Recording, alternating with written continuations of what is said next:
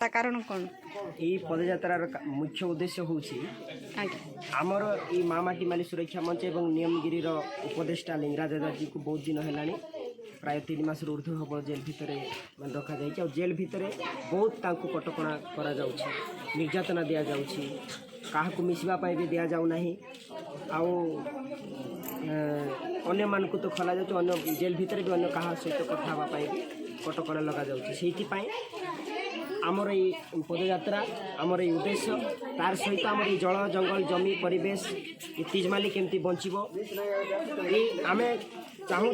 आजाद जी को निर्दोष रे यथाशीघ्र सरकार यहीटा को कर्णपात देकिना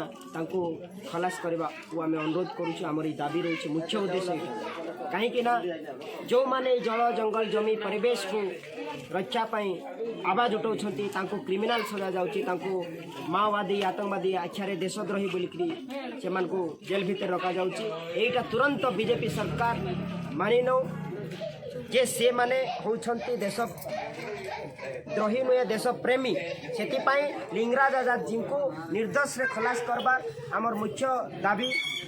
द्वितीय दाबी होउछि तीजमाली जो खଣି लिस्ट दि जाइए वेदांत को यहीटा प्रत्याहार करिबार भी आमर दाबी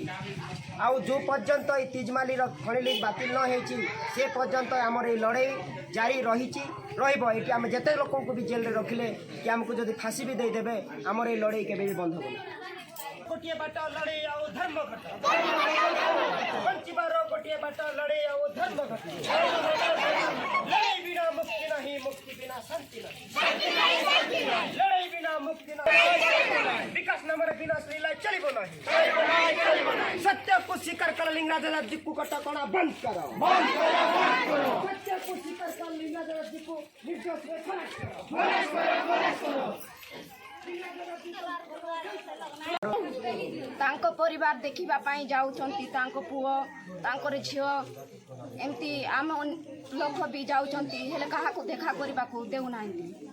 आमे एमिति मुरबी को जदि एमती बंद करी जदि रखी देबे से कोन अन्याय करिछि कि ए जंगल जमी पानी पवन ए पहाड़ नियमगिरी खंडवालमाली ए सीजमाली को बंचेबा पाई से